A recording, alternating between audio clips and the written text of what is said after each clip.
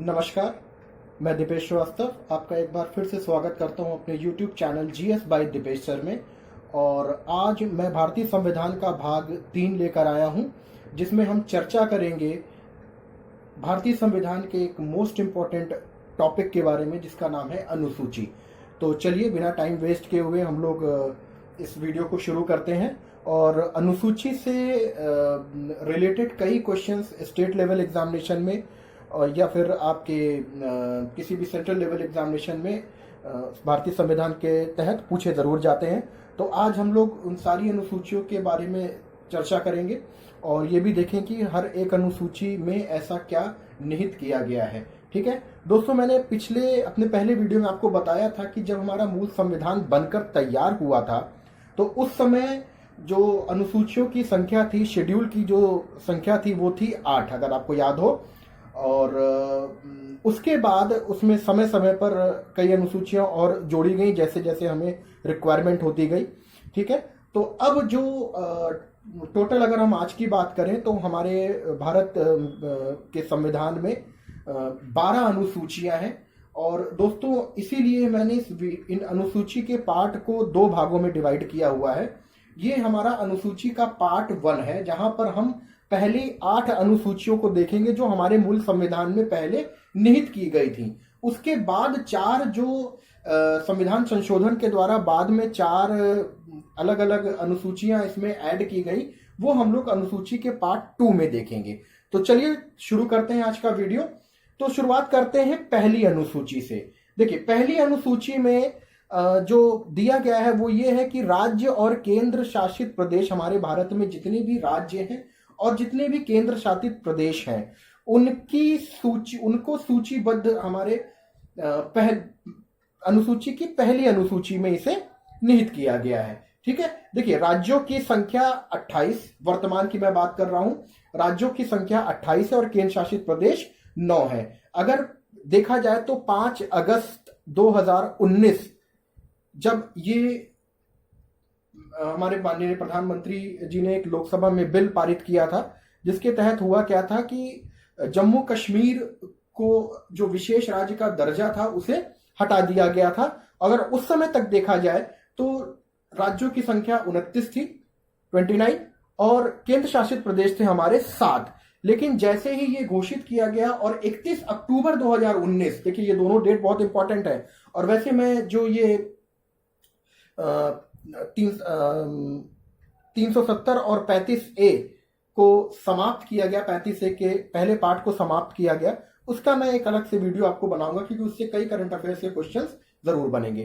तो 31 अक्टूबर 2005 अगस्त 2019 को ये बिल प्रस्तावित किया गया और 31 अक्टूबर 2019 को पूर्णतः जम्मू कश्मीर को विशेष राज्य का दर्जा जो प्राप्त था उसे खत्म करके जम्मू कश्मीर और लद्दाख 2 नए केंद्र शासित प्रदेश बन गए।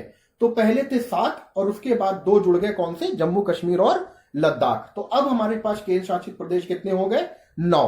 पहले थे राज्य 29, लेकिन जम्मू कश्मीर का जब विशेष राज्य का दर्जा हटा तो वो 29 से हो गया राज्य हमारा 28। तो दोस्तों याद रखिएगा, पहली अनुसूची में भारत के सभी राज्य और केंद्र शासित प्रदेशों को सूचीबद्ध किया गया है। ठीक है, मैं आपको ये भी जानकारी के लिए बता दूं कि जब भी नए राज्य बनते हैं या किसी राज्य को समाप्त किया जाता है, जैसे कि जम्मू कश्मीर का राज्य का दर्जा समाप्त किया गया, तो वो सारी चीजें कहां पर निहित होती है या कहां पर उसे चेंज किया जाता है? वो होती है अनुसूची का पहला पार्ट, पहली अनुसूची, प्रथम अनुसूची। ठीक है, चलिए दूसरी अनुसूची की बात करते हैं। यहां पर हमारे जितने भी पदाधिकारी हैं, पदाधिकारियों से मतलब प्रधानमंत्री, राष्ट्रपति, अटॉर्नी जनरल जिसे हम लोग महान्यायविद बोलते हैं, ठीक है, और आपके राज्यपाल और जितने भी आपके पदाधिकारी हैं हमारे भारत में,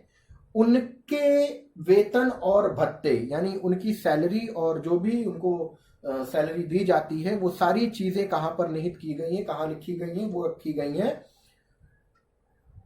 भारतीय संविधान की द्वितीय अनुसूची में।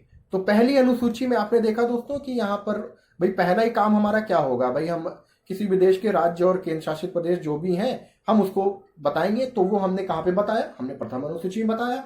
दूसरी अनुसूची में हमने ये बताया कि जितने भी हमारे देश के पदाधिकारी हैं, चाहे वो चीफ जस्टिस ऑफ इंडिया हो या अटॉर्नी जनरल हो, अटॉर्नी जनरल ऑफ इंडिया हो, कैग हो, ठीक है, हमारे प्रेसिडेंट हो, हमारे गवर्नर्स हो, हमारे प्राइम मिनिस्टर हैं, ठीक है, और जितने भी हमारे जो मंत्रिमंडल और जितने भी हाई ब्यूरोक्रेट्स हैं, उनकी सैलरी कहां पर बताई गई, द्वितीय अनुसूची में।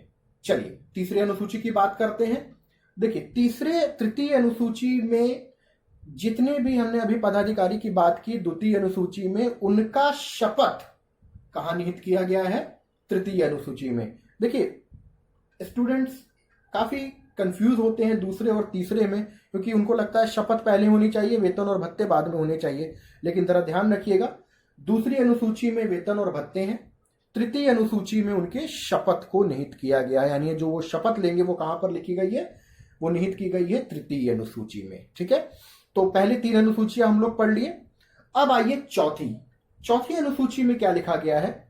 चौथी अनुसूची में यह कहा गया है कि राज्यसभा का विवरण। देखिए 2 तरह की सभाएं होती हैं, एक हमारे यहां लोकसभा होती है, एक होती है राज्यसभा। ठीक है, निम्न सदन और उच्च सदन। ठीक है, तो हम अभी इसके बारे में सारी चर्चाएं करेंगे आगे। तो राज्यसभा का विवरण भारतीय संविधान की 4th अनुसूची यानी चौथी अनुसूची में किया गया है। देखिए होता क्या है कि जो भी राज्य हैं, राज्य की राज्यसभाओं में कितनी सीट निर्धारित करनी है, ठीक है, राज्य से और केंद्र शासित प्रदेश से कितनी व्यक्ति उस राज्यसभा में सदन में आने हैं, इस सारी चीजों का, सीटों का निर्धारण चौथी अनुसूची में किया गया है। और ये निर्धारित कैसे होता है, कितनी सीटें बननी है, ये हर राज्य की विधानसभा निर्धारित करती है। देखिए हर राज्य की विधानसभा, यूपीएससी इस तरीके के आपके, अगर हम चौथी अनुसूची की बात करें तो यहाँ कंफ्यूजन क्रिएट करता है। कैसा कंफ्यूजन क्रिएट करता है कि भाई राज्यसभा की बात है तो राज्य तक मामला होना चाहिए, हर राज्य में विधानसभा होती है, ये आपको पता ही है। जब राज्य में विधानसभा ये निर्धारित कर रही है कि उस राज्यसभा में कितनी सीटें होनी है, तो यहाँ केंद्र शासित प्रदेश का क्या काम। लेकिन ध्यान रखिएगा मेरे दोस्तों, राज्य सभा में जो निर्धारण है वो राज्य की विधानसभा करती है, सीटों का निर्धारण राज्य की विधानसभा करती है। लेकिन विधानसभा केवल ना राज्य तक नहीं सीमित है, वो केंद्र शासित प्रदेश में भी है। तो अब यहां से क्वेश्चन ये बनता है कि वर्तमान में ऐसे कौन से केंद्र शासित प्रदेश हैं जिनमें विधानसभा है। भाई विधानसभा का मतलब क्या हुआ, वहां पर मुख्यमंत्री होना, सीधी सी बात है। विधानसभा का मतलब वहां पर मुख्यमंत्री होना, और आपको पता है मुख्यमंत्री तो राज्य में होते हैं। लेकिन वर्तमान में 3 ऐसे केंद्र शासित प्रदेश हैं जहां पर विधानसभाएं हैं। कौन कौन सी हैं, एक दिल्ली, आपको पता ही है, ठीक है, दूसरी पुडुचेरी, ठीक है, जो हमारे तमिलनाडु और के आसपास है, और तीसरा जो ये 370 और 35 को हटाया गया, उसके बाद जो तीसरा हमारा केंद्र शासित प्रदेश बना वो है जम्मू एंड कश्मीर। तो ये 3 केंद्र शासित प्रदेश है जहां पर विधानसभाएं हैं। दोस्तों ये नोट कर लीजिएगा, बहुत इंपॉर्टेंट है। वैसे मैं जब अलग से इसका वीडियो बनाऊंगा तो मैं सारी चीजें आपको बताऊंगा। फिलहाल अगर आप नोट करना चाहते हैं तो कर सकते हैं। तो वर्तमान में 3 ऐसे केंद्र शासित प्रदेश हैं जहां पर विधानसभाएं हैं। तो राज्यसभा का विवरण कहां पर हो गया, चौथी अनुसूची में। ठीक है, आइए ये 4 को अलग कर लीजिए, ये 4 एक साथ कर लीजिए। पहला राज्य और केंद्र शासित प्रदेशों का विवरण, दूसरा उच्च पदाधिकारियों का वेतन भत्ता, तीसरा उच्च पदाधिकारियों की शपथ, चौथा राज्यसभा का विवरण, 5वां। ठीक है, चौथा यहां तक हो गया। अब आइए 5वें की बात करते हैं। देखिए 5वें में क्या है, 5वें में यह दिया गया है कि अनुसूचित जाति और जनजाति की प्रशासन और उनकी व्यवस्था वो निहित की गई है 5वीं अनुसूची में। देखिए 5वें 6ठे को हम लोग एक साथ कंबाइन करके पढ़ेंगे, पहले 4 को एक साथ कंबाइन करके पढ़ेंगे तो पढ़ने में आसानी होगा। पहले 4 को कंबाइन कर लीजिए, अलग कर लीजिए, 5वें 6ठे को एक साथ कर लीजिए। ठीक है, तो 5वें में क्या किया गया, अनुसूचित जाति और जनजाति, जितने भी हमारे देश में अनुसूचित जातियां हर राज्य में जहां जहां हैं, देखिए ये भी बड़ा इंपॉर्टेंट टॉपिक है। जनजाति, अनुसूचित जाति और जनजाति से भारत देश में कौन कौन सी अलग अलग राज्यों में अलग अलग अनुसूचित जनजातियां हैं, तो ये जनजातियों के बारे में भी हम लोग पढ़ेंगे। तो अनुसूचित जाति और जनजाति की व्यवस्था और प्रशासन का विवरण किया गया है अनुसूची 5 में। पांचवा छठा कंबाइन करेंगे। कंबाइन इसलिए करेंगे क्योंकि छठे में से आप पांचवें में से अनुसूचित जाति हटा के जनजाति नीचे ले आइए, बस और कुछ नहीं करना है। पांचवें में से अनुसूचित जाति हटाइए और जनजाति वाला पार्ट लेकर छठे में ले आइए। इसीलिए मैंने बोला पांचवा और छठा हम लोग कंबाइन पढ़ेंगे, ठीक है। अब क्या हुआ, अनुसूचित जाति और जनजाति का प्रशासन और व्यवस्था किसमें दी गई, 5वें में। पर 4 राज्य ऐसे थे जहां पर जनजातियों की प्रशासन और व्यवस्था का विवरण किया गया। वो कौन कौन से थे, ये चारों याद करना बहुत आसान है क्योंकि ये चारों हमारे पूर्वोत्तर राज्य हैं, ये नॉर्थ ईस्ट स्टेट हैं, ठीक है। कौन कौन से, देखिए ये 7 सिस्टर्स में से लिए गए हैं, असम, मेघालय, त्रिपुरा, मिजोरम। याद करना बहुत आसान है। ऊपर सबसे पहले असम, देखिए उसी सीरीज में मैंने इसको लिखा भी हुआ है, सबसे ऊपर असम, ठीक है। उसके नीचे थोड़ा सा आइए मेघालय, ठीक। मेघालय से थोड़ा सा आप अगर हम कहें दक्षिण पूर्व की तरफ आइए तो वहां पे आपको त्रिपुरा मिलेगा और उसके बगल में आपको मिजोरम मिल जाएगा। तो ये 4 सीरीज में ये 4 अलग अलग राज्य हैं जिनमें विशेष जनजातियों का प्रशासनिक व्यवस्था और उनका विवरण छठी अनुसूची में दिया गया है।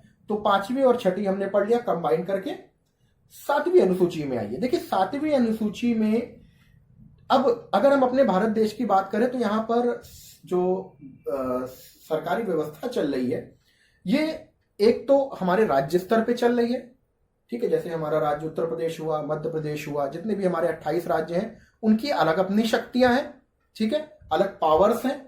और इन सारे राज्यों को और सारे केंद्र शासित प्रदेशों को मिला दिया जाए तो एक हमारा केंद्र बनता है जिसको हम लोग कहते हैं दिल्ली, ठीक है। तो वो किसके द्वारा चला जा रहा है, वो केंद्र सरकार, सेंट्रल गवर्नमेंट के द्वारा वो गवर्न किया जा रहा है। तो राज्य के पावर्स और राज्य की सारी चीजों का जो संचालन कर रहा है वो कौन कर रहा है, राज्य का जो मुख्यमंत्री होता है वो कर रहा है। और अगर सारे राज्य और सारे केंद्र शासित प्रदेश को मिला लो तो पूरे देश को गवर्न कौन कर रहा है, वही सीधी सी बात है, हमारे माननीय प्रधानमंत्री नरेंद्र मोदी जी जो वर्तमान में प्रधानमंत्री हैं, ठीक है। तो अगर केंद्र और राज्य को अलग अलग किया जाए तो इन दोनों की शक्तियों का बंटवारा, इनके पावर्स का डिवाइडेशन कहां किया गया है, अनुसूची 7 में किया गया है। और देखिए ये भी बहुत इंपॉर्टेंट टॉपिक है। मैं अगर आपसे बताऊं इस 8 अनुसूची में मैं जो आपको अलग अलग अनुसूचियां जो पढ़ाऊंगा उनसे रिलेटेड जो चीजें मैं बताऊंगा, एक तो पहला 4थी अनुसूची में जो मैंने आपको राज्य केंद्र शासित प्रदेश और राज्य के बारे में बताया तो उसको मैं एक अलग वीडियो में बना के आपको पढ़ाऊंगा, ठीक है। उसके बाद 5वीं में जनजाति बहुत पूछा जाता है, जनजातियों का पूरा एक मैं अलग से वीडियो बनाऊंगा जिसमें भारत देश के जो विशेष जनजातियां उसके बारे में बताऊंगा। उसके बाद अगर हम 7वीं अनुसूची पे आ रहे हैं जहां पे अभी मैंने आपको बताया कि केंद्र और राज्य की शक्तियों का बंटवारा, डिवाइडेशन, इनके पावर्स को डिवाइड किया गया।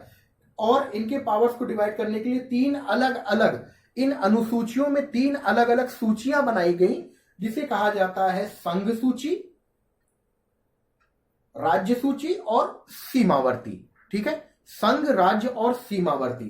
तो जितने भी विषय हैं, जितने भी सब्जेक्ट हैं, ठीक है, राज्य से रिलेटेड, स्टेट से रिलेटेड जो भी सब्जेक्ट हैं उनको राज्य सूची में रखा गया। केंद्र से रिलेटेड, ठीक है, जो भी हमारे सब्जेक्ट्स हैं उनको केंद्र में रखा गया, केंद्र सूची में, संघ सूची में रखा गया, ठीक है। और दोनों का मिक्सचर कहां पे रखा गया, वो सीमावर्ती में रखा गया, ठीक है। तो मैं इसके बारे में बहुत ब्रीफ में नहीं जाऊंगा क्योंकि इसका मैं विषयों का एक अलग से, सूचियों का एक अलग से वीडियो बनाऊंगा क्योंकि अक्सर ये क्वेश्चन पूछा जाता है कि मान लीजिए जनगणना एक विषय ले लिया जाए तो जनगणना किस सूची में आएगा, संघ में आएगा कि राज्य में आएगा कि समवर्ती में आएगा। तो मैं इन अलग अलग सूचियों का और अलग अलग विषयों का, कितने विषय कितने विषय किस किस सूचियों में निर्धारित किए गए हैं तीनों में, वो मैं तीनों आपको अलग से बताऊंगा। फिलहाल आपको सिर्फ अपने दिमाग में इतना रखना है कि केंद्र और राज्य की शक्तियों का बंटवारा 7वीं अनुसूची में किया गया है। और इस वीडियो का लास्ट अनुसूची 8वीं अनुसूची, इसमें बताया गया है भाषा। ठीक है, और वर्तमान में हमारे देश में कुल मिला के 22 भाषाएं बोली जाती हैं, और भाषा का एक अलग से पूरा वीडियो वो भी मैं आपको प्रोवाइड कराऊंगा। तो एक बार हम लोग जल्दी से इसको रिवाइज कर लेते हैं। हम लोग ने क्या पढ़ा? हमने टोटल 8 अनुसूची आज की वीडियो में पढ़ी। पहली, राज्य और केंद्र शासित प्रदेश हमारे भारत में जितने भी हैं उनको निर्धारित कहां किया गया, लिखा कहां गया? प्रथम अनुसूची में। जितने भी हमारे पदाधिकारी हैं उनके वेतन भत्ते कहां निर्धारित किए? द्वितीय अनुसूची में। तीसरी अनुसूची में रखा गया कि पदाधिकारियों का शपथ क्या होगा, वो तीसरी अनुसूची में सूचित किया गया। चौथी में राज्यसभा का विवरण दिया गया। 5वीं में अनुसूचित जाति और जनजाति की प्रशासनिक और उनकी व्यवस्थाओं के बारे में बताया गया। 6ठी में जनजातियों के बारे में बताया गया, और इनमें मुख्यतः 4 राज्य लिए गए, असम, मेघालय, त्रिपुरा और मिजोरम। ठीक है। 7वें में केंद्र और राज्य की शक्तियों का बंटवारा किया गया, और इनमें 3 अलग से सूचियां डाली गई, संघ, राज्य और समवर्ती सूची। ठीक है। और 8वीं में भारत देश की भाषाओं का विवरण है, जिसमें कुल मिलाकर कितनी भाषाएं हैं? 22 भाषाएं हैं। दोस्तों, इसमें जो क्वेश्चन एग्जाम्स में आते हैं, क्वेश्चन ऐसे आते हैं कि भारतीय संविधान में के किस अनुसूची में राज्यसभा का विवरण किया गया, या भारतीय संविधान की किस अनुसूची में केंद्र और राज्य की शक्तियों का बंटवारा बताया गया, भारतीय संविधान की किस अनुसूची में उच्च पदाधिकारियों के वेतन और भत्ते निहित है। तो आपको ये 8 अनुसूची मैं आशा करता हूं कि पूरी तरीके से याद हो गई होगी। आप लोग एक बार वीडियो दोबारा देखिएगा, वो रिवाइज हो जाएगा, और अगले वीडियो में अनुसूची का पार्ट 2 हम लोग लेकर आएंगे, जिनमें वो 4 अनुसूचियां हैं जो बाद में धीरे धीरे करके ऐड ऑन की गई। ठीक है, तब तक के लिए दोस्तों, जय हिंद, जय भारत।